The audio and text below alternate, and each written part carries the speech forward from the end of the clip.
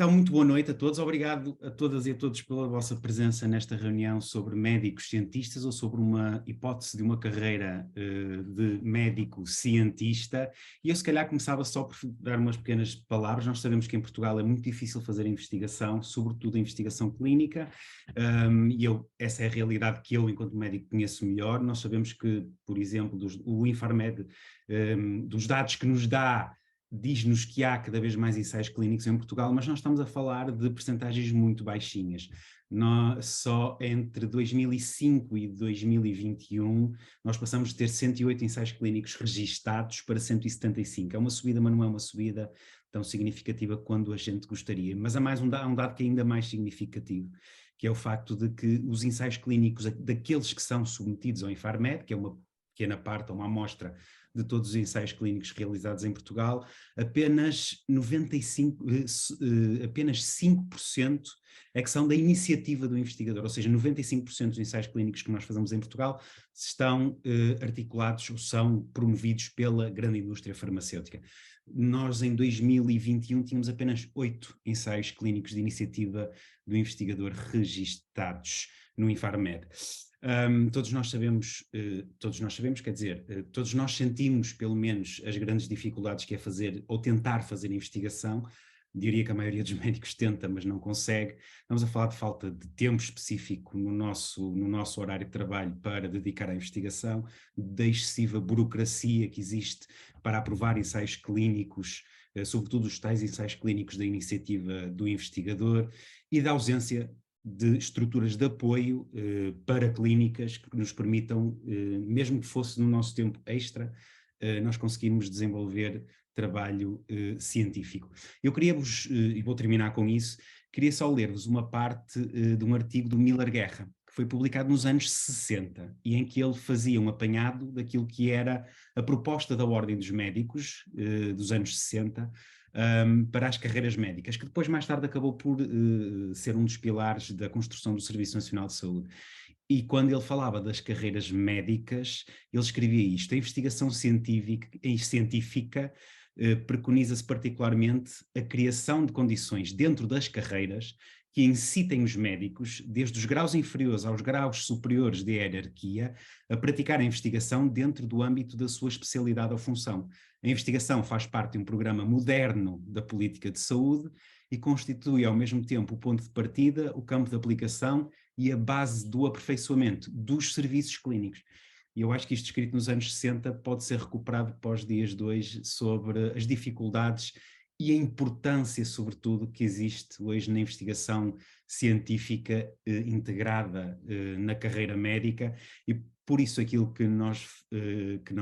que eu fiz foi convidar para esta conversa dois médicos que têm trabalho científico desenvolvido, que é a Célia Azevedo Soares e João Breda, e se calhar vou começar por dar a palavra à Célia. A Célia Azevedo Soares é médica, especialista em genética médica, é professora associada convidada da Universidade de Aveiro e é professora auxiliar convidada do Instituto de Ciências Biomédicas de Abel Salazar, a minha faculdade, e é também investigadora da UNIB. E, portanto, Célia, tens a palavra. Obrigada, Bruno, pelo convite e por teres dado um pouco de espaço a esta questão das carreiras dos médicos cientistas, porque acho que é um tema que nós temos que começar a falar mais para tentar fazer com que mais coisas aconteçam, porque as coisas neste momento estão muito paradas.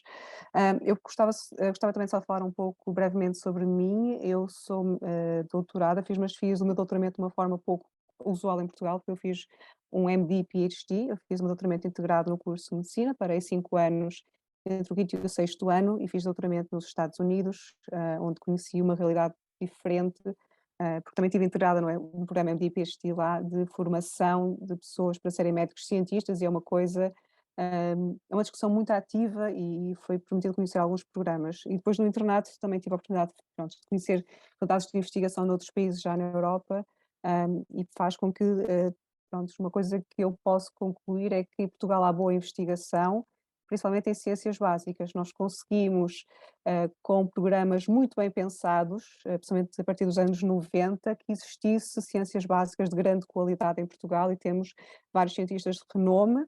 Houve a criação de programas doutorais de excelência, muito promovidos para Maria de Sousa, que permitiram, por exemplo, hoje tínhamos pessoas que são dirigentes de grandes institutos internacionais nos Estados Unidos, de topo.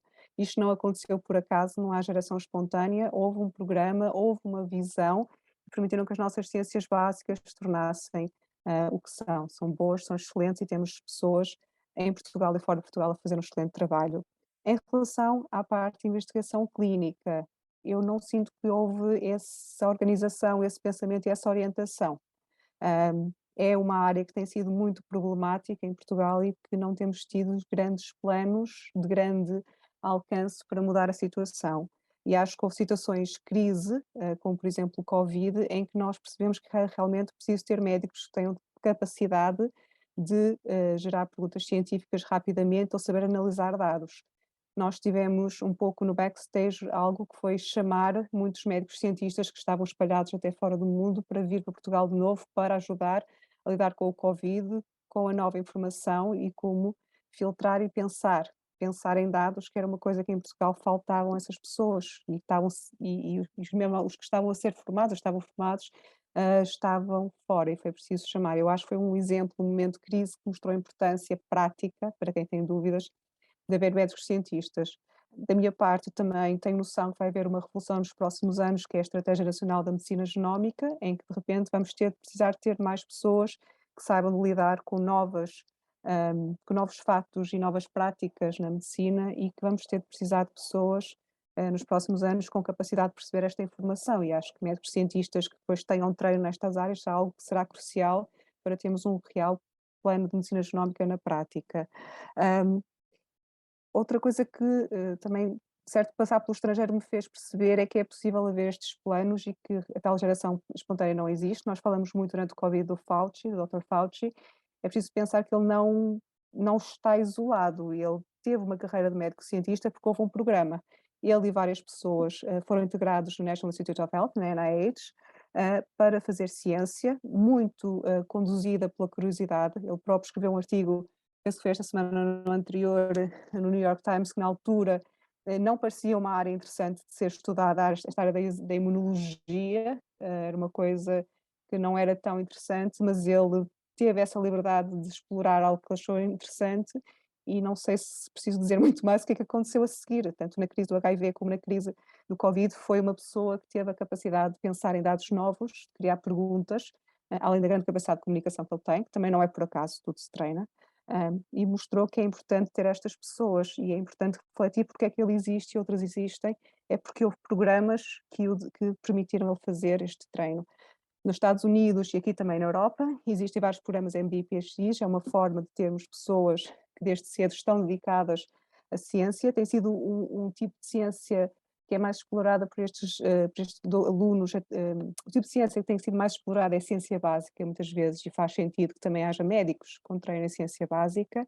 Também houve boas iniciativas em Portugal, houve um programa conjunto da Gulbenkian e da Champalimau, que não sei se ouviram falar, que era do treino avançado, que eu ainda conheci várias pessoas que fizeram, e houve acho que 2 ou 3 sessões e foi excelente, e criaram ali uma comunidade tão boa e tão capacitada que muitos nem sequer voltaram a Portugal. E os que eu vou conhecendo desse programa, não encontraram um espaço em Portugal para praticar aquilo que aprenderam e acabaram por sair. Eu não tenho uma real noção da quantidade de pessoas desse programa que ficaram em Portugal ou saíram, os que eu conheço, a maior parte não estão cá. E depois tem havido os programas doutorais que no geral vão sempre integrando médicos, mas que depois acontece o grande vazio, o grande problema que é depois de alguém fazer formação, há um vazio que é chegando aos nossos hospitais e aos nossos centros de saúde, não há uma estrutura para ser feita ciência clínica, principalmente. Gostava só de realçar que já houve um plano, por isso isto não é uma coisa tão impossível e que nunca foi pensada. Em 2015 houve um decreto, não foi um decreto-lei, foi uma proposta do Conselho de Ministros que tinha um plano muito bem desenhado, dizia quanto seria o dinheiro atribuído, quantas pessoas iriam atribuir de financiamento por ano para o doutoramento, quantas pessoas iriam ter financiamento para programas de atividade científica já depois do doutoramento. Essas pessoas teriam um tempo protegido fantástico, era 75% do seu tempo seria dedicado à investigação, 25% clínica, e descreveram quem é que ia pagar cada parte do salário, quem é que ia financiar, foi tudo muito bem feito. só que depois caiu no esquecimento e eu acho que isso é uma das coisas, que também temos de pensar, que é, houve um programa bom, muito interessante, mas parece que ninguém está muito interessado depois nisto. E depois vem a questão que é, nós queremos aos médicos para dar consultas. Como é que vamos pensar dar 75% do tempo de um médico, quando o certo ele devia era estar a fazer consultas? Também temos de pensar como é que os médicos estão a ser avaliados. Nós avaliamos os médicos, aqui em Portugal, principalmente pelo número de consultas que fazem, pouco mais. Papers, como tivemos já a discutir antes da regravação, discute-se a quantidade de papers, não interessa se eles são papers que mudam o paradigma e se têm alguma influência ou se mudam sequer o paradigma dentro do serviço, do que é que se está a fazer. Então temos aqui um grande entrave que é, pronto, como os médicos são valorizados, como a carreira científica é valorizada ou desvalorizada, um vazio de programas que criem tempo protegido, e que seja algo decente. Eu sei que para o novo curso de Aveiro as pessoas que estão associadas terão 5% de tempo protegido para fazer, para dedicar-se à investigação e dedicar-se ao curso, já é bom, mas precisávamos de uma coisa mais parecida com o que estava nessa proposta. 75% seria um volume que faria mais sentido para fazer uma investigação séria e que realmente traga resultados.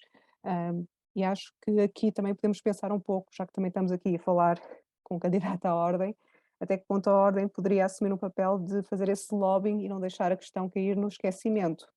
Porque o meu sentimento depois de 2015, eu estava à espera que ele fosse aprovado a qualquer altura, tinha regressado aos Estados Unidos para aí há uns meses, mas depois houve um vazio e parece que nobody cares. E a minha sensação com a carreira científica e dos médicos cientistas é nobody cares, e às vezes até parece propósito, porque não queremos que os médicos percam tempo com essas coisas da investigação. E acho que é uma coisa que temos de mudar, temos de discutir como é que podemos fazer, porque depois da perspectiva dos meus doentes, que no caso dos doentes de genética são doentes com doenças raras, há muito interesse dos doentes em investigação, são muitas vezes doentes que têm doenças mais, que há menos interesse em fazer tratamentos ou menos interesse em haver uma estrutura de investigação porque são supostamente raros, mas eles na sua totalidade acabam por ser mais comuns. Há muitos doentes raros. Se pegássemos de todos os doentes raros no mundo, seria o terceiro maior país do mundo. E acho que tenho aqui uma população que está muito interessada, que está-se a tentar reunir. Estão muito preocupadas com a questão do Infarmed e da falta de clinical trials em Portugal, que também tem a ver com o fato do Infarmed, mesmo que haja uma aprovação, acho que a nível europeu, depois tem de haver uma segunda aprovação a nível português, que encarava muitas vezes, e os nossos estudantes estão muito preocupados e conscientes disso, e acho que há aqui uma população que quer. Agora é só preciso perguntar quem é que não quer e porque é que as coisas não estão a acontecer. E certo, isso depois eu abri à discussão das pessoas presentes e o que é que nós podemos fazer. Muito obrigado, Célia. E agora, se calhar, passava então a palavra ao João Breda. O João Breda é oftalmologista no Centro Hospitalar Universitário de São João, no Porto. Como sabem, é professor auxiliar convidado da Faculdade de Medicina do Porto e é também investigador da Universidade de Leuven, na Bélgica. E, portanto, passava a palavra ao João. Olá, olá a todos.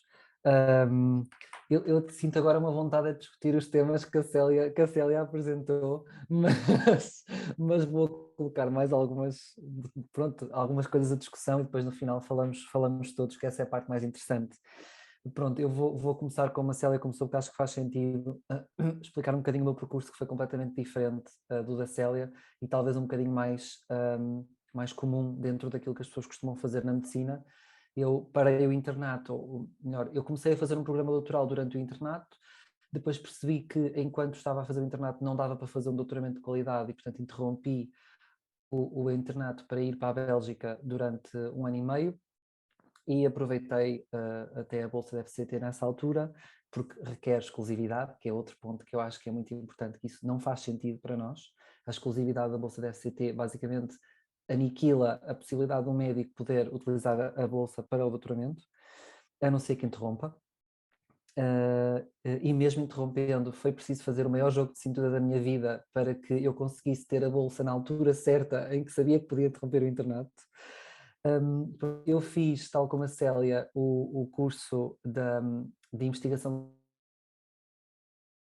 da RAL, e esse curso foi essencial, foi mesmo super importante, não só porque aprendi coisas que não aprendi de outra forma, conheci colegas com os quais ainda convivo hoje em dia e com os quais discuto uma série de coisas, e a verdade é que depois também, quando fui para a Bélgica, ter aquele curso, eu percebi que fez diferença também para eles. O que é que eu vi na Bélgica que acho que era ótimo e que pelos vistos não é só lá que acontece, mas vou contar a experiência de lá. Eles lá, quando se tornam consultores, digamos, portanto, quando acabam o internato e passam a ser membros do staff do departamento, de qualquer departamento, eles viram-se para a FCT deles, que tem outro nome, mas é como se fosse a FCT, e dizem, pronto, eu vou candidatar-me a uma bolsa de médico-cientista e eu queria X percentagem a ser paga pela FCT, ou seja, por exemplo, a maior parte deles pede 30% ou 40%, então 30% ou 40%, se o projeto for aprovado, não são todos, 30% ou 40% do salário é dedicado à investigação e é pago pela FCT deles. E o resto é pago pelo hospital e, portanto, eles conseguem ter bolsas dedicadas a médicos cientistas porque na realidade eles perceberam que são pessoas que têm que ter uma bolsa específica, porque não dá para ser um dinheiro geral, não se trabalha da mesma forma. Portanto, eu acho que isso é uma coisa que é muito importante. Enquanto não se perceber que tem que haver financiamento específico para pessoas que façam medicina e ciência clínica ao mesmo tempo, será difícil. A outra coisa que eu queria colocar em discussão, que eu tenho reparado que é muito importante, na minha área, que é uma área de oftalmologia, trabalho muito com a imagem e nós estamos a avançar muito, muito rápido na área da inteligência artificial, porque como temos muitas imagens, é mais fácil nesse sentido. O que é que eu noto? Que apesar de toda a vontade que tenho de colaborar, e já consegui fazer algumas colaborações, o que acontece é que em Portugal nós ainda não temos registros clínicos estruturados na maior parte dos hospitais. Eu diria que quase nenhum tem registros clínicos estruturados, ou são muito poucos, ou alguns serviços têm, mas os hospitais não. E isso é essencial. Não vai dar, os próximos 5 anos, ou há um movimento central de transformar os registros que nós temos eletrónicos de texto livre em registros estruturados, ou então não vamos conseguir entrar nesta roda que já está a andar das colaborações multicêntricas internacionais. Não dá porque vai ser preciso oferecer e incluir metadata que já não serve aquela estratégia que até agora ainda tem ocorrido de meter o interno a recolher dados, metadados, para se conseguir meter numa base de dados, que isso não faz sentido nenhum. Não, isso é completamente real e, portanto, não vai dar. E eu acho que o São João, felizmente, tem uma equipa à parte da informática, que é uma equipa de dados, e eu pedi-lhes, e portanto estou a tentar criar uma página para o departamento onde eu estou a trabalhar, e eu espero que isso depois sirva também de impulsionador, porque há outros serviços que também já usam, e portanto acho que sim, não complicando, tentando descomplicar, acho que dá para passarmos todos a registros estruturados com calma, mas eu acho que é preciso passar por uma coisa mais centralizada, ou seja, ser top to bottom e não ao contrário, mas pronto, deixo isso a discussão também. Obrigado, João. Eu acho que agora a gente devia abrir a discussão a qualquer pessoa que quisesse participar, portanto, aquilo que eu se calhar pedi era que vocês se conseguissem levantar a mãozinha na participação para depois eu saber quem é que quer intervir. Nós temos aqui nesta reunião pessoas que nos podem partilhar connosco coisas incríveis. Aliás, falo já com o professor José Ponte, se quiser dizer algumas palavras, convido e está à vontade. O professor José Ponte foi fundador da Faculdade de Ciências Biomédicas da Universidade do Algarve, portanto foi fundador da Escola de Medicina do Algarve, e portanto... Professor Ponte, não sei se está aí. Acho que ele saiu um bocadito. Pronto. Eu já agora pego numa coisa que tu dizias, disclosure, não é? Eu comecei o meu programa de doutoramento em setembro, portanto estou no início disto tudo, sou daqueles médicos que entrou no programa de doutoramento já velho, e uma das grandes problemas que estou a fazer um projeto, uma tese, que é basicamente também lidar com metadados. E isso é um problema. É um problema porque, de facto, não temos os registros estruturados, portanto, eu vou ter de cingir a minha recolha dos metadados exclusivamente à unidade onde eu trabalho, onde eu consigo ter registros estruturados, e nem todos são estruturados. Agora, como é que eu, médico, trato os metadados? Não trato. E, portanto, aquilo que eu vou fazer é beneficiar de uma parceria que já existe do meu serviço, nem sequer é do meu hospital, não é do departamento, não é de nada. É o serviço em si. O meu chefe, por acaso o meu chefe trabalhou com o Instituto de Engenharia de Lisboa, eles têm um departamento de inteligência artificial e de metadados, têm uma série de pessoas que estão a fazer também programas doutorais nesse contexto, e portanto é com eles que eu vou conseguir analisar os meus metadados, porque caso contrário não tinha nenhum tipo de suporte de lado nenhum para conseguir fazer a tese à qual eu me propus. Mas isso é um bocado a realidade em Portugal, parece que estamos todos a inventar a roda desde o início.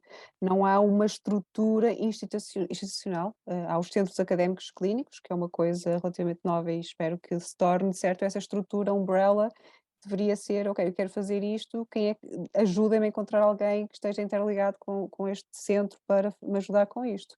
Porque a minha sensação é que em Portugal estamos constantemente a inventar a roda, todos os dias há alguém que está a tentar inventar a roda na mesma coisa noutro sítio e não há comunicação e não há como é dizer, umbrella é a melhor coisa que eu penso, mas essa coisa institucional que é, ok, está aqui o sítio, vamos te ajudar. Existem departamentos de investigação em todos os sítios, mas depois essa coisa na prática, o que é que está a acontecer não é tanto como deveria acontecer, e mesmo em termos de proteção de dados, a mim aconteceu escrever um protocolo super simples, e na parte da proteção dos dados pediram para eu encriptar os dados, e eu não faço a mínima ideia como é que se encripta dados, e eu estive a ver no YouTube como é que se encriptava dados, que eu não sei, depois percebi pensei que talvez com o R eu consigo me safar com isto, ainda dou uns toques no R. Mas eu sinto que estamos sempre a inventar a roda, e noutros países não é assim, eu quero encriptar, eu pergunto ao departamento como é que eu encripto, converso com alguém e as coisas acontecem em poucas horas, poucos e-mails, e aqui não há estrutura de tudo, e parece que, e aquela questão que eu penso que alguém quer realmente que haja médicos cientistas? Os hospitais querem mesmo, na prática, porque se querem, porque é que não está a acontecer haver uma estrutura e haver as coisas começarem a acontecer de maneira mais estruturada e não temos diplomas jeitosos que estão na gaveta desde 2015. Claro, claro. Eu Mas reforço só quem quiser participar, claro, estamos em roda livre, portanto, escrevam no chat ou interrompam. Força, João. porque duas coisas. A primeira eu acho que efetivamente os hospitais ou o sistema só vai querer médicos cientistas se isso for quantificável em algo objetivo e que seja benéfico para a instituição. Portanto, tem que haver alguém que crie um set de regras que permita que isso seja valorizável. Se não for valorizável, acho que já percebemos que não vai ser só por boa vontade. Sim. E nós já estivemos aqui a discutir um bocado antes, que é o que é que se passa noutros países.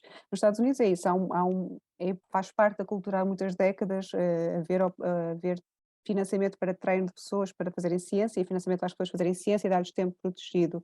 Alguém estava a falar num grupo que eu e os Joãos fazemos parte, que em França é um sistema de pontos, em que cada produção científica que as pessoas fazem dá-lhes uns X pontos, que depois é o que eles precisam para progredir na carreira, para a instituição ter mais financiamento e para ser um centro de referência, ou seja, para ser um centro de referência em alguma área, que significa ter mais financiamento e acolher clinical trials, eles também têm que ter produção científica e ter pessoas, e tornam os centros mais competitivos entre eles para querer acolher essa produção científica, tê-la e fazer com que ela aconteça. Claro que a ideia dos pontos, quase que colecionar, não sei, pontos num videojogo e passar para o próximo jogo, para o próximo nível é um bocado estranho, e acho que certo podíamos pensar noutras estruturas, mas a ideia de os centros terem mais financiamento e acolherem mais projetos, por terem atividade científica é algo que certo poderia ajudar a dinamizar mais as coisas e de certo só ter algum tipo de estudos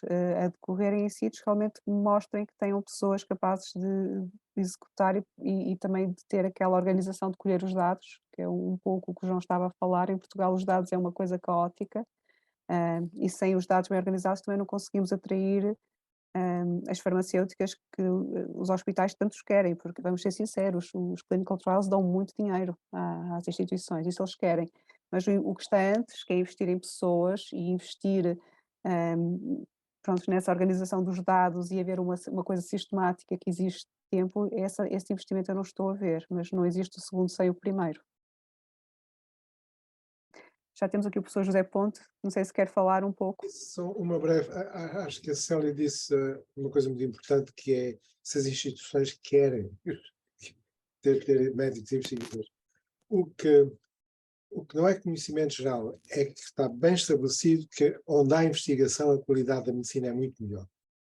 Ora, se é o carro à frente dos bois, quer dizer, se os departamentos que são melhores atraem as melhores pessoas que fazem investigação, ou se é porque estão lá pessoas a fazer a investigação que geram os melhores departamentos, isso é debatível. Mas isso é uma relação que está bem estabelecida.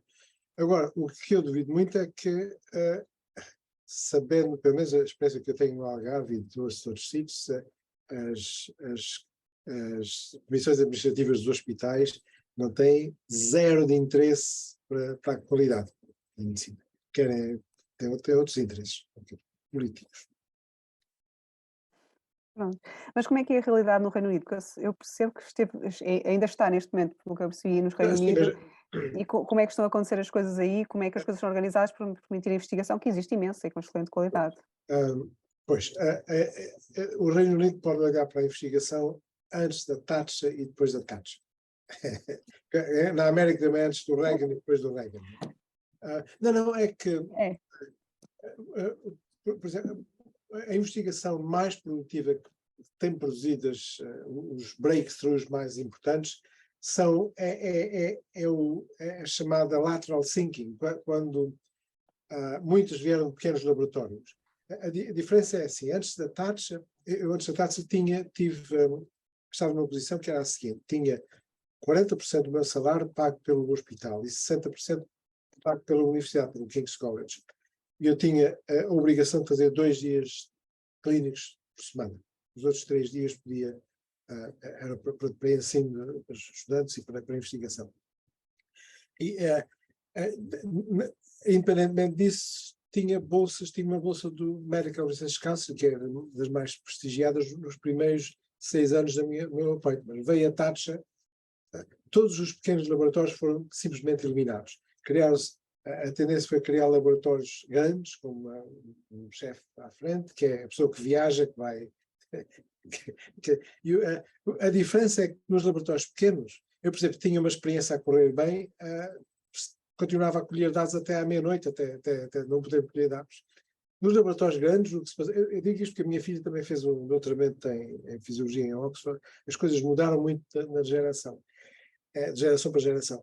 As pessoas chegam às 5 da tarde, vão-se embora, vão para o pub beber uma cerveja, porque não estão a fazer um esforço individual que o prestígio vai para o chefe do departamento, não vai para eles individualmente. Quer dizer, as pessoas não se sentem stakeholders daquilo que estão a fazer. Não sei se, imagino que nos Estados Unidos, quando lá estive, em 87 as coisas estavam a mudar, mas imagino que como a Célia surgiu, as coisas mudaram muito desde essa altura.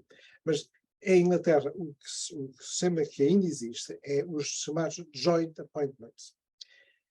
A minha experiência que tenho do Algarve é que agora temos vários médicos também no hospital ou na medicina geral familiar e que também têm uma posição 30% na universidade. O que não existe é o tal arranjo de dar mais horas livres nos horários, que as pessoas no fundo estão num appointment full-time com o serviço de saúde. Haver mais nomeações em part-time, dando outra percentagem para estar na universidade a trabalhar na investigação. Eu também vivi na Suécia e na Holanda, portanto foram 3. O sistema holandês é muito parecido com o alemão e com o francês, que os hospitais no fundo, são instituições privadas. Eu estive num hospital que era de Nijmegen, que era da Universidade Católica. Aí as coisas eram um bocadinho diferentes dos restos dos hospitais na Holanda, onde trabalhei em vários também. Mas na Suécia foi onde achei o sistema... Eu, se não fosse a língua, tinha lá ficado, dizer com franqueza, porque foi onde um país que está 3 gerações à frente da Inglaterra em termos de direitos da mulher, direitos da criança. E o que eles tinham no sistema era todas as horas extraordinárias que se faziam no serviço, fins de semana, à noite, etc., se a pessoa podia ser paga por essas horas extraordinárias. mas a taxa era 85%.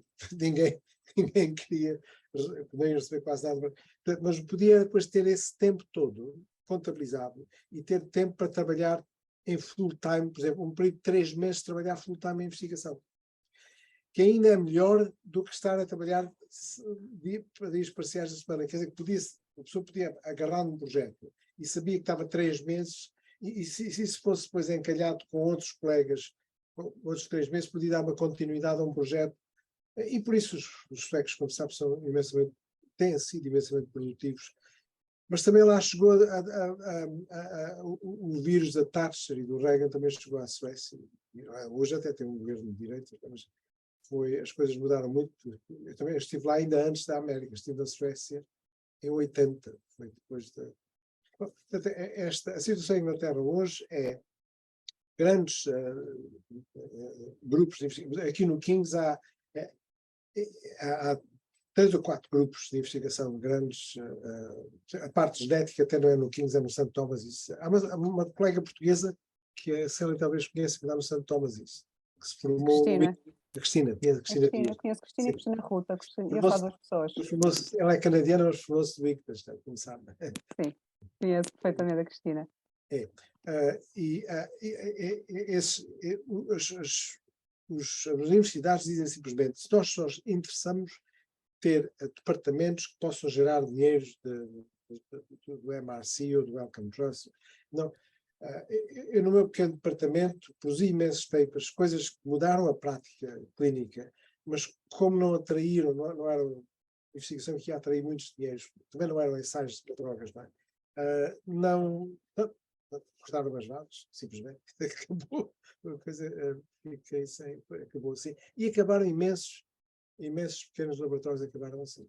Não sei se todos devem conhecer o Sir James Black, Jim Black, foi o homem que inventou o primeiro bloqueador beta, o Panol, e também o primeiro bloqueador da secreção gástrica, a cimetidina. Eu tinha um laboratório igual ao lado do meu, aqui no King's, e fizemos amizade, e a mulher dele estava a morrer de cancro, e tivemos junto ao almoço. Bom, eu tive esta conversa com ele. Ele estava numa situação muito diferente da minha, próximo do topo do poder, e ele concordou com esta análise, com esta minha perspectiva dos laboratórios pequenos estarem a ser praticamente eliminados de todas as universidades. Ok, eu já falei demais, desculpa. Okay. E temos perguntas no chat, Bruno, não sei se queres ler. Sim, é exatamente isso que eu ia fazer. O Rafael pede desculpa pelo facto de não estar com o microfone ligado e faz 2 perguntas, se calhar até mais dirigidas ao João, e é o facto dos registros estruturados estarem-nos a dar dificuldades. Ele pergunta se tem feedback, se essa dificuldade também se sente ao nível dos cuidados primários, sobretudo por causa da codificação, e de que forma é que a ordem pode contribuir para resolver essas lacunas. Então, eu se calhar vou começar pelo início e depois deixar uma deixa para a discussão final. Portanto, a parte dos registros estruturados, Rafael, só para ficar claro, é basicamente garantir que o que nós escrevemos durante a consulta não é escrito em texto livre, mas sim em caixas onde tu selecionas vários outcomes e, portanto, eles já ficam codificados. E, portanto, quando tu queres selecionar doentes que têm mais de 60 anos de idade, que têm tensões arteriais sistólicas acima de 145, tu clicas num botão e aquilo dá-te os doentes imediatamente. A vantagem é essa. Obviamente, a codificação que tu referes dos ICDs, dos diagnósticos, isso é essencial. Portanto, faz parte do registro estruturado selecionar o diagnóstico e fazer esse link. Idealmente, uma coisa que nós não costumamos falar, também deve haver um link do registro estruturado para a parte dos custos, para poderes facilmente fazer uma análise dos custos. A nível dos cuidados de saúde primários, eu trabalho num hospital de oftalmologia, mas do que falei com os colegas da MGF, que têm grandes amigos da MGF, eu percebi que eles tinham um bocadinho o mesmo problema. Há serviços que estão um bocadinho melhores, que são mais recentes, têm sistemas melhores, mas tinham alguns destes problemas. Quanto à ordem, ainda bem que perguntaste isso, porque eu queria deixar essa deixa. Tenho um exemplo, por exemplo, da Finlândia, em que eles, na oftalmologia, porque eles trabalharam por áreas, eu acho que isso só faz sentido assim, não dá para fazer um lens clínico para toda a gente. Se for um estruturado, vamos ter que fazer registros estruturados por área clínica, porque senão não dá, tem que ser específico, minimamente específico. E então eles criaram, digamos, os colégios da Ordem serviram como assessores de um grupo de trabalho do governo para definirem os critérios mínimos a serem adotados a nível nacional, e depois reuniram os chefes de departamento dos principais hospitais, e eles disseram, ok, nós concordamos com estes requisitos mínimos, e portanto avançaram, e eu acho que isso era espetacular se conseguíssemos fazer algo do género, porque não é impossível, só que tem que haver vontade superior de realmente perceber que os registros estruturados não são só bons para fazer investigação clínica, também são bons para fazer audit do Serviço Nacional de Saúde, perceber como é que ele está a andar para a frente ou para trás, e portanto, sim, eu acho que a Ordem pode ajudar imenso aí. Deixa-me só acrescentar também já agora uma experiência que eu trabalhei durante 5 anos com AVC e com Via Verde AVC, e nós temos uma rede nacional de unidades da AVC e nós temos, a nível internacional, uma base de dados de registros estruturados muito boa e muito completa, e que basicamente é mundial, é uma base de dados mundial. E nós queríamos criar uma versão portuguesa, não é? Que enfim, pudesse ser conjugada com a outra, que não duplicasse registros. E na verdade estamos há mais de 10 anos para chegar a uma consensualização de qual é a base de dados em Portugal para todas as unidades de AVCs. É muito difícil, metem-se alguns interesses, enfim, aqui pelo meio, não só cruzam-se farmacêuticas com a própria Ordem dos Médicos. Agora, há uma coisa que eu queria deixar, que eu acho que é evidente, é que apesar de muitas vezes nós envolvermos os colégios da especialidade nestas tarefas, os próprios colégios da especialidade também têm poucos recursos, em termos de tempo, disponibilidade, seja lá o que for, para organizar. Nós sabemos que muitos colégios são defeituosos no sentido de não terem iniciativa e serem profundamente tradicionalistas, antiquados e, enfim, estarem de costas virados para o século em que a gente vive, mas de facto há pessoas jovens em alguns colégios que não têm simplesmente qualquer condição de recurso, de tempo. Já não estou a falar de pagamento, de profissionalismo, estou a falar mesmo de tempo. Isso torna tudo mais difícil em Portugal de se conseguir levar um projeto até ao fim. Mas em relação à ordem, eu acho que acima de tudo, claro que ela tem limitações, não é tutela e ordem são coisas completamente diferentes e que muitas vezes estão em lados opostos, acho que até frequentemente, mas a ordem tem um certo papel de lobbying que pode ser feito por este tipo de carreiras, e sinto que tem havido um certo silêncio, que eu acho que é por isso que houve aquela proposta. Em 2015 parece que ninguém quis saber, acho que algumas escolas médicas interessaram-se, dentro do nosso programa do Harvard Medical School, quem estava à frente dele tentou falar muito desta ideia da proposta de 2015 como exemplo do que é que pode ser feito, mas depois houve um vazio, e acho que a ordem seria importante assumir esse papel de trazer esse assunto à ordem pública. Apesar de tudo, eles têm uma certa projeção que iria facilitar isso. E outra parte que também a ordem tem é a sua parte de componente de formação, que poderia dar apoio à formação de médicos cientistas. Também, a ordem vai tendo alguns cursos, vai acolhendo cursos bastante interessantes. Temos uma colega, que foi a Mafalda Felgueiras, que organizou um curso de conceitos básicos de patologia clínica, que foi muito bem aceito e que tinha um preço muito acessível. Mas, por outro lado, a Ordem dos Médicos tem alguns cursos que têm os preços que são completamente absurdos para um salário do interno. Eu lembro-me de ver um que eu gostava de fazer, e era um curso pequeno, nem sequer 20 horas tem, que custava quase metade do meu salário como interna. E só para inscrever também não era um preço muito simpático. Acho que a Ordem tem um papel como lobbying e tem um papel na formação e de tornar a formação acessível. Ainda por cima, eu acho que estamos eu sou geneticista, por isso eu não prescrevendo, não compro equipamento caro, não compro material de laboratório, eu não tenho farmacêuticas que me apoiem a formação. Não tenho, mesmo que eu peça, eles dizem que não. E acho que há especialidades que têm mais apoios, mas vão perder, porque cada vez mais prescreve-se genéricos, e temos uma formação em Portugal que é muito dependente de farmacêuticas, vamos ser sinceros. E com esse apoio, que eu acho que vai reduzir nos próximos anos, acho que a Ordem vai ter um papel ainda mais importante na formação das pessoas, porque vai ser cada vez mais difícil quem quiser ter treino pagar por ele, porque os apoios que existem para alguns, não para todos, de farmacêuticas, eu acho que vão desaparecer. Não sei se pensaram também nesse papel da Ordem como formador e o que é que poderia mudar? Não, aliás, coloquei no programa, aliás, com a vossa Sim. ajuda, também coloquei no programa que, de facto, a ordem, nós estamos totalmente dependentes das farmacêuticas, ponto final, quer dizer, não vale a pena de fazer de conta que não é Nós assim. não, nós em genética não, porque eles não querem saber de nós. Pois é Eles. isso, mas a maioria dos médicos clínicos estão, não é? Médicos clínicos, quer dizer, tu és médica clínica, não é isso que eu estou a dizer, é quem prescreve medicamentos, pronto, os medicamentos que se compram na farmácia comunitária, e de facto a formação está totalmente dependente das farmacêuticas, e aqui há uma demissão total em Portugal do Estado e da Ordem dos Médicos. E eu acho que a Ordem dos Médicos tem feito alguns cursos que até podem ter algum interesse. Por exemplo, há um curso na região da secção do Sul de formação de formadores de internato médico, não é? Porque nem toda a gente nasce formador de um interno ou de um novo médico ou de um novo especialista. Esse curso custa 300 euros. E, na verdade, quer dizer, por muita boa vontade que o médico tem em querer formar-se pedagogicamente, não é só aí que nós temos de gastar dinheiro na nossa formação se nós quisermos nos manter atualizados.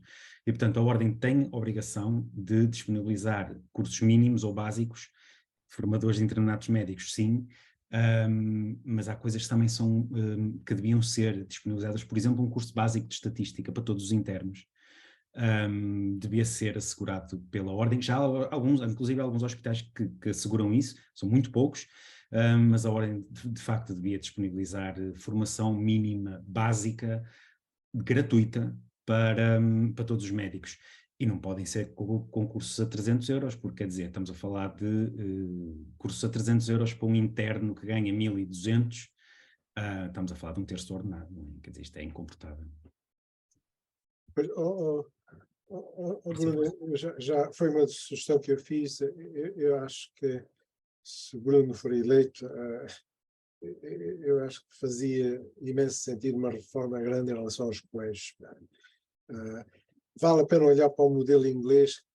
Imagino que todos os sítios onde eu trabalhei é de longe o melhor modelo.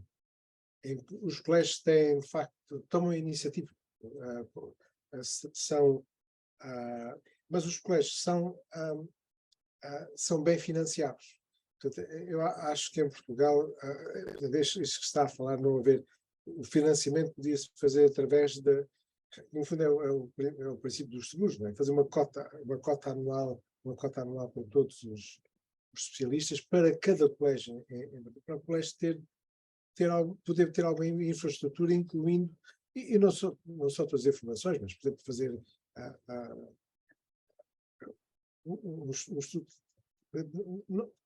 a auditoria. A gente não sabe, a gente pergunta ao presidente do Colégio dos Cirurgiões quantas pessoas morrem de infecções pós-operatórias no país. Ninguém sabe. Quantos doentes foram operados à perna errada ou ali errado. Ninguém sabe. Estas coisas sabe-se localmente, mas não há um sistema montado como o sistema aqui nos colégios ingleses é parecido com a aviação civil. Há um sistema montado para alertas de near misses ou acidentes graves. Temos aqui ainda é melhor que o sistema americano.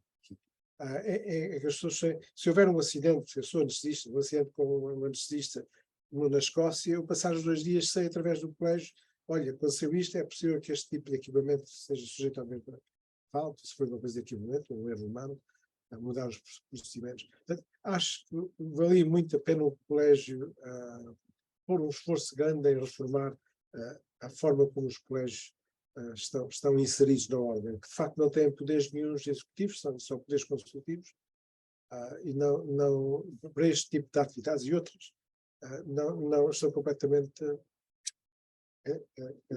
empatados. Sim. Não sei se mais alguém queria. Quem ainda não falou, não querendo tirar a oportunidade a ninguém. Mas calhar uma das coisas que eu acrescentaria era esta. Eu acho que a ordem dos médicos, não é a ordem dos médicos, não é só a ordem dos médicos, não é? Mas a forma como nós avaliamos os médicos é cada vez mais problemática. Porque aquilo, quando nós vemos os concursos para, por exemplo, para assistentes séniores, portanto, para chefes de serviço, aquilo que nós vemos é grelhas que hipervalorizam aquilo que é a componente de gestão dos médicos e muitas das vezes subvalorizam a componente assistencial e esquecem a componente científica em muitas situações.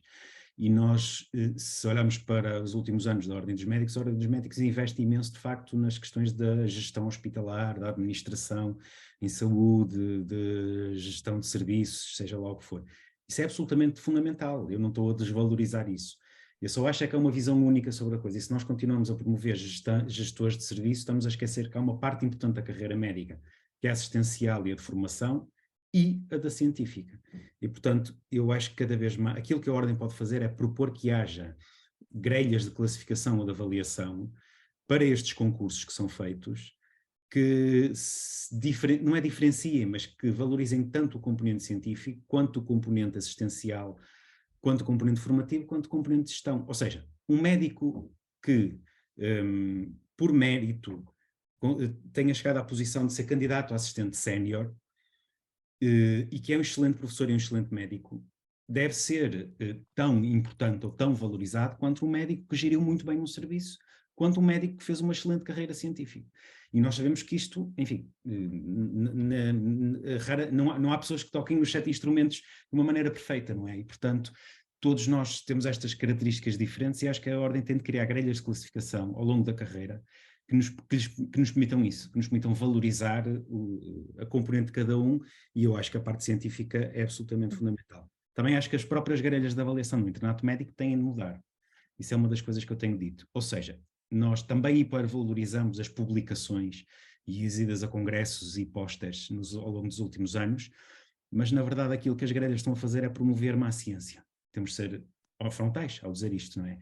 Porque obriga, de certa forma, os internos a fazerem pósteres com pouca qualidade científica, porque são obrigados a fazê-lo, porque são obrigados a fazer muitas vezes, não é só um ou dois, são vários, a escrever artigos, muitas vezes em revistas pagas, com muito baixa qualidade também a nível editorial e da revisão da literatura, e, portanto, está a promover má ciência, e eu acho que essas grelhas de avaliação têm de modificar. Acho que era muito mais importante que as grelhas avaliassem um médico cientista interno que desenvolvesse um grande trabalho de investigação e que isso fosse valorizado, independentemente se tem um artigo publicado ou 10, e que, ao mesmo tempo, que um médico interno que não tivesse esse tipo de publicações, que fosse avaliado em pé de igualdade pela sua qualidade assistencial, aprendizagem, autonomia, etc.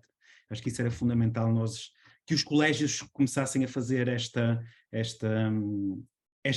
reforma das grelhas de avaliação, porque isso também pode ajudar, pelo menos, a combater este problema da promoção da má ciência.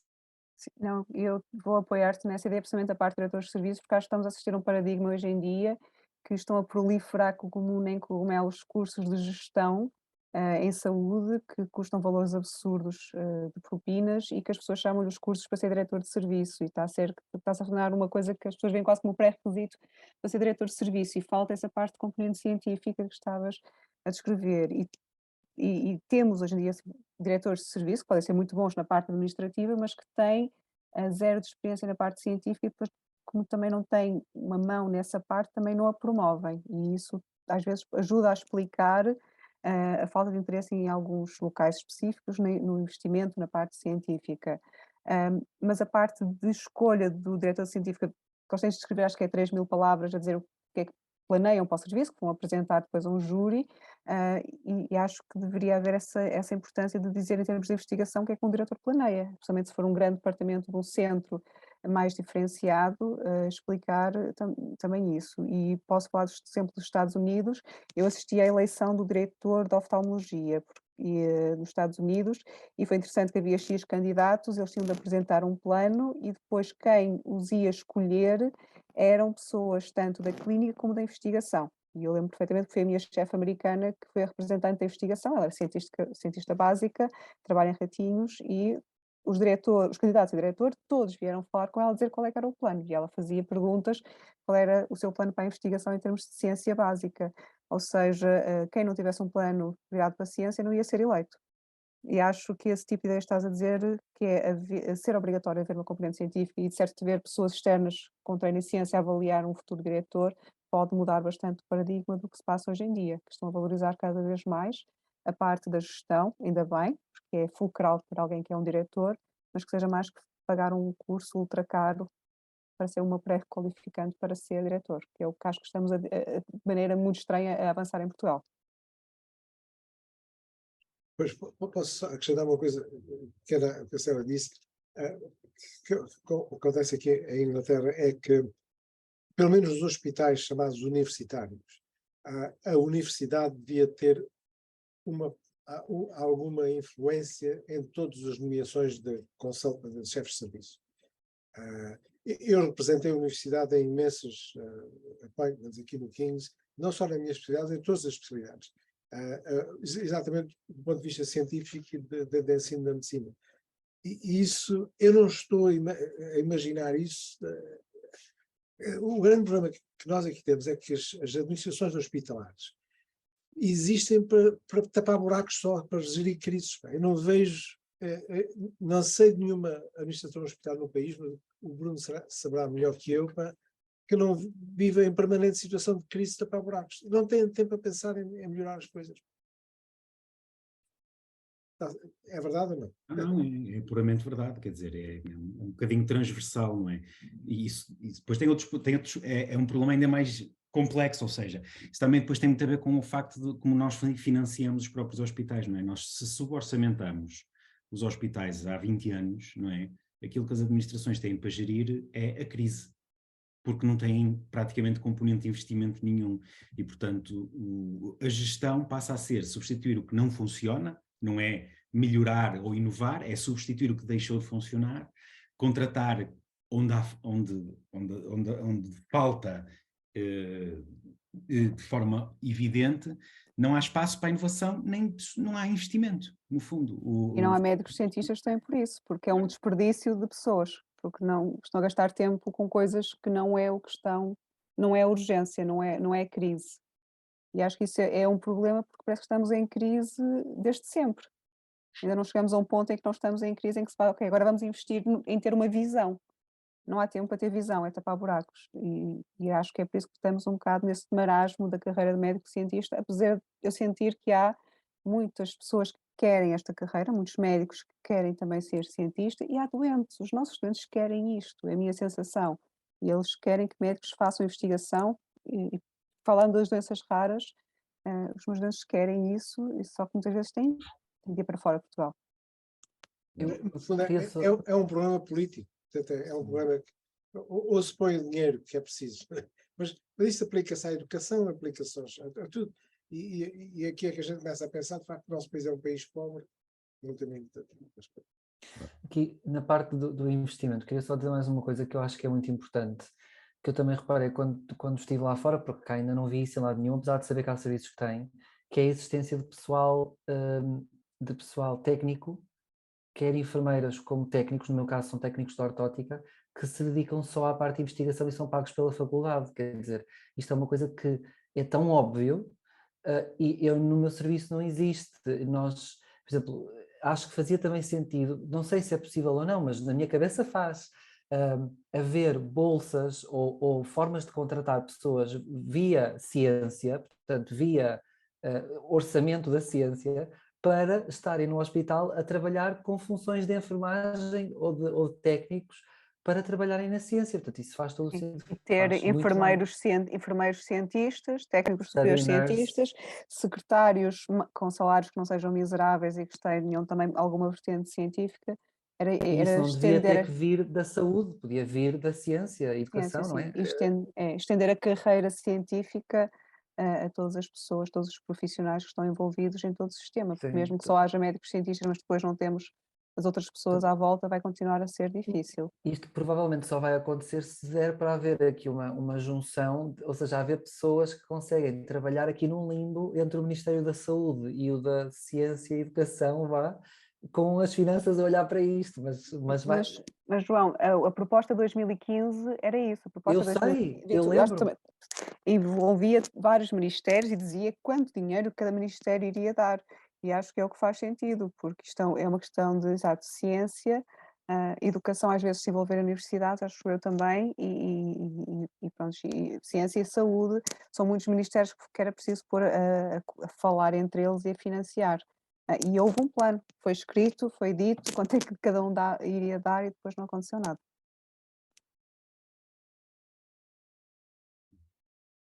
Claro. Enfim, o que é que vocês acham que, agora, do ponto de vista mais prático, a Ordem dos Médicos pode fazer? Para além de reformular os colégios da especialidade, para além de apostar na formação, o que é que a Ordem dos Médicos pode fazer para reconhecer e promover a carreira de médico-cientista? Fazer aquilo que o Miller Guerra, no fundo, dizia em 1963. Eu acho que é preciso primeiro aceitar que tem limitações o papel da ordem, há muito que tem de ser feito a nível do governo e pronto, a nível do nosso parlamento, mas sei que há várias coisas que são importantes que a ordem pode fazer, a educação foi um que já falamos, mas eu acho que apesar de tudo é isso, promover, não deixar o assunto morrer, porque é esse o sentimento que eu sinto, é um marasmo e não se fala. Há pessoas, indivíduos que aqui e acolá vão tentando promover isto, mas depois é todo um vazio e não sinto que a ordem tente trazer este assunto à baila, de haver uma carreira estruturada de médicos cientistas e haver um programa nacional de excelência em investigação clínica. E haver essa promoção e essa voz, e não deixarem a coisa morrer, já faria muita diferença. E parece simples, apesar de tudo, acho. Mas é isso, concordo totalmente. Portanto, é um bocadinho pela parte do lobbying, mas é tentar mostrar, por um lado ao governo e por outro ao resto dos colegas médicos, porque há muita gente que também não acredita nisto, não é? E portanto, é para dentro e para fora, de que realmente medicina e ciência juntos faz sentido. Sem dúvida. Acho que o argumento por trás disso é repisar sempre no facto que quanto mais a ciência existe no departamento, melhora o departamento, melhora o serviço para os doentes. Isso é importante começar por aí. A longo termo ganha-se, não é? É claro que os políticos têm uma visão assim. Eu sou muito pessimista, ser velho, se calhar. Uma das coisas que eu também tenho proposto no manifesto é que a própria ordem faça aquilo que, aliás, alguns colégios já fizeram, que era que se consiga ter uma comissão de avaliação dos eventos científicos que se fazem em Portugal, não é? Ou seja, o que é que isto significaria? Significa eventos científicos, obviamente na área da medicina clínica. Isto significaria também que nós poderíamos evitar misturar aquilo que não é misturável, nomeadamente jantares promovidos por farmacêuticas que não acrescentam nada em termos formativos para a maioria dos médicos e grandes congressos que são organizados pelas sociedades científicas portuguesas e que trazem convidados estrangeiros, trazem boa ciência, etc, etc. Isso era importante que isso fosse classificado, fosse destrinçado e que isso depois fosse obviamente avaliado naquilo que é o currículo dos médicos. É importante eu saber que há um médico que promove boa ciência, vai a bons congressos, faz parte de uma sociedade científica, distingui-lo de alguém que vai a muitos jantares de uma farmacêutica, enfim, que tem pouco valor do ponto de vista formativo. Não sei o que é que pensam dessa proposta. Sei que seria uma coisa óbvia, não sabia que era tão... É isso, mas é aquela coisa, a obsessão dos números. Por acaso, o meu colégio não tem números, não exige números mínimos ou máximos. E acho que depois os próprios júris vão tendo esse discernimento, mas preocupa-me se alguém valoriza esse tipo de jantares como formação. Aquilo é propaganda, vamos chamar as coisas pelo nome. Mas pronto, eu acho que também temos que chegar a um ponto de chamar as coisas óbvias. Agora, o que estás a dizer de haver alguma revisão de formação, eu acho que é importante, porque sei que já o fizeram, o tal curso que eu falei da colega Mafalda Falgueiras de Patologia Clínica, que é uma área que há pouca formação, a Ordem deu uma certificação e fez com que as pessoas estivessem mais interessadas em se inscrever, e isso às vezes promove alguns cursos, até às vezes de iniciativa, uma coisa mais grassroots, pode ajudar a fortalecer movimentos grassroots, que às vezes são as próprias pessoas, os mais jovens que dizem, ok, vou fazer um curso de uma coisa que eu acho que estou a precisar, que eu acho que em Portugal também é uma coisa que faz falta, que é que os próprios médicos às vezes decidam eles próprios o que é que acham que formação precisam e não sejam apenas as farmacêuticas a decidir o que é importante ser partilhado e na forma de jantar, que são coisas diferentes de uma formação. Posso dizer só uma pequena coisa que está ligado com isto? A última vez que foi pedido uma carta de apresentação do médico, eu pedi, manda-me um currículo de vida para eu saber o que é que vou falar de ti. E chegou-me um currículo de vida com 200 páginas. Qualquer currículo com mais de 4 páginas não serve para nada. Mesmo uma pessoa tenha 200 explicações, só vale a pena pôr as 50 melhores e acabou. E isto tem a ver com aquilo que a Célia estava a dizer, e o Bruno também disse, as pessoas põem no currículo, estiveram no jantar, sempre vinho de tinta era bom, pronto, está no meu currículo agora. E acho que isto é de facto, uma corrupção grave. E eu digo, a diferença agora para a Inglaterra, aqui agora nem é ilegal, o médico e o General Medical Council pode investigar isso, receber uma caneta de uma companhia farmacêutica. Uma caneta. Muito menos jantares e isso acabou tudo. Porque, de facto, influencia a maneira como os médicos receitam e funcionam. Está bem estabelecido isso. E é claro que na América é diferente. Eu surpreendeu-me a Célia. A psiquiatria americana tem umas características muito especiais. A antiga editora do New England, que é Marcia Angel, escreveu 2 artigos no New York Review of Books sobre o estado da psiquiatria americana. E sobre 2 livros, sobre 3 livros, que eu comprei os livros, porque eu estava muito preocupado o que é que os nossos estudantes do Algarve iam aprender de psiquiatria, que é a única especialidade onde não há. Bruno, não estou a falar da neurologia. A psiquiatria, ciência não existe. A ligação entre a maneira como funciona o neurónio, não há ligação. E está completamente à mercê enfim, de coisas menos científicas. A American Association of Psychiatry, isso é a única associação que recebe ostensivamente financiamento da indústria farmacêutica. Você sabia isso, Célia? É a única. Não, eu estive muito fora da parte da psiquiatria. Mesmo em Colômbia são um departamento à parte, não se misturam com Colômbia, estão num edifício à parte. A única coisa que nós notamos lá que é desastroso é que fecharam muitos hospitais psiquiátricos e as pessoas foram para a rua. E Nova Iorque está cheio de sem-abrigos que são doentes psiquiátricos, por isso lá a psiquiatria é um desastre. Pois. Aliás, se estiver interessado, eu mando os artigos da Marcia Angel, que são muito interessantes. Os livros também são que eu li. Sei que o acesso é terrível, tenho os meus amigos lá que precisaram de psiquiatria enquanto lá estiveram e para ter uma vaga para alguém, mesmo com seguro, demora imenso tempo, é uma área que funciona muito mal. Ao mesmo tempo estou a fazer as investigações mais interessantes. Eu quando estive em Hopkins eu fiquei chocada porque era super normal incluir a parte dos psicadélicos em psiquiatria em várias talks e já havia muita investigação na parte da neurologia para as doenças neurodegenerativas, porque eu participei numa sessão de informação para o público em geral, fomos tipo uma igreja falar com doentes, foi uma coisa muito gira, e eu estive a ver as sessões que iam acontecer e havia muitos sobre psicadélicos para idosos, e não era o que eu estava à espera. Por isso há coisas que correm muito mal, em termos de saúde pública e psiquiatria é desastroso e o acesso é péssimo. A parte da influência da indústria não conheço, mas acredito que tem uma grande influência, mas ao mesmo tempo há coisas interessantes. Eu acho que foi dos países que mais cedo esteve aberto a um tipo de investigação em psicodélicos e é tão normal lá em algumas instituições que eu achei curioso e acho que é uma coisa a refletir. Porque acho que foi isso, olharam para a questão de uma maneira muito científica e são dos poucos que estão a fazer alguns trials nessa área, que agora acho que também na Europa já se faz.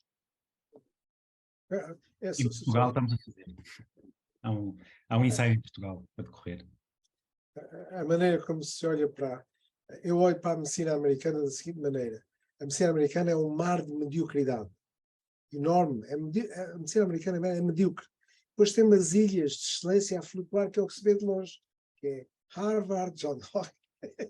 Mas, de facto, aquilo flutua num mar imenso de mediocridade. Por exemplo, na minha especialidade, que o mínimo treino em Inglaterra são 6 anos, em Portugal são 4, são 5. Na América, em 87, eram 2 anos, passou para 3 anos.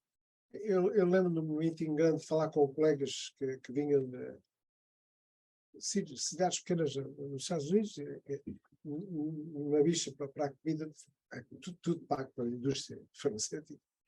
Então, colega, onde é que é? E percebi-me do treino extremamente básico e deficiente daquilo que um especialista americano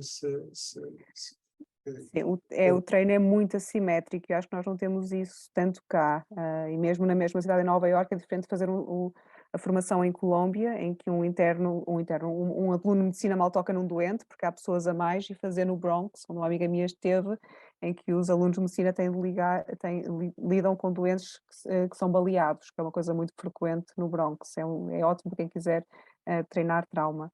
Mas ao mesmo tempo eu acho que há coisas boas e acho que são um modelo na ideia de criar ciência, criar estruturas e trazer coisas novas. Eu em Hopkins fiquei impressionada por uma componente que depois eu própria acabei por explorar um pouco na minha formação, que é os estudos de fatores socioeconómicos e saúde. Hopkins tem uma escola de saúde pública fantástica, que é a Bloomberg, e existe uma real permeação dessa influência no hospital. Eu fui aos Grand Rounds de pediatria e o tema foi stem cells era converter as células de um doente em tecido neuronal e fazer estudos de eletrofisiologia para epilepsia, uma coisa assim super complexa para estudar genes e medicação à epilepsia. E a sessão a seguir foi o mapa das zonas de food insecurity à volta de Hopkins. Ou seja, temos o topo de ciência, as células estaminais e fazer coisas super complexas para tratar um doente com fármacos específicos em epilepsia. Por outro lado, onde é que estão as zonas de food insecurity à nossa volta, que é uma coisa de premiação da investigação em saúde pública. Eu adorei essa mistura e se eu pudesse trazer isso para Portugal, eu adorava que aqui no Porto alguém me dissesse onde é que estão as zonas de food insecurity, me dissessem o que é que está a passar a nível de fatores socioeconómicos à minha volta, que eu não sei. Eu acho que esses modelos são interessantes de trazer esse tipo de locais em que realmente a parte da investigação, tanto ciência básica e de saúde pública, estão misturadas e estão presentes nas reuniões de serviço. E isso eu gostei muito, mas sim, Hopkins é uma ilha e também uma coisa que eu adorei enquanto lá estive é que todos os doentes tinham acesso a estudos, porque eles arranjam sempre maneira que as pessoas não paguem. Eu vi refugiados, vi doentes que não falavam inglês, que eram imigrantes ilegais, e não foi negado o acesso à consulta genética a nenhum. Isso eles garantem. Eu sei que a realidade não é a mesma nos sítios nos Estados Unidos, mas Hopkins tem uma maneira de pensar diferente.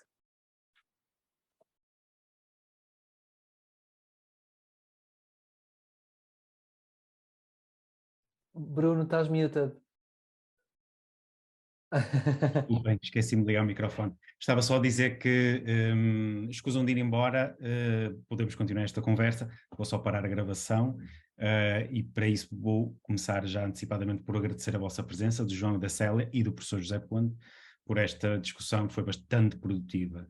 E há aqui uma série de ideias que nós podemos levar, que eu posso levar para esta candidatura à Ordem dos Médicos, que são fundamentais, passam pelas questões da formação, a classificação dos eventos científicos, o ajuste e a renovação e a reforma das grelhas de avaliação e, sobretudo, acho que aquilo que é o mais importante, o saber que a Ordem dos Médicos é uma força importante para fazer pressão junto do poder político, digamos assim, para que seja criada de facto uma carreira de médico-cientista e que se possa basear inclusivamente naquilo que já foi produzido em 2015, possa ser atualizado, devidamente atualizado, e que possamos definitivamente defender aquilo que é a atividade científica dos médicos e das médicas em Portugal, porque como dizia o professor José Ponte, os serviços onde há investigação são serviços que prestam melhores cuidados à população.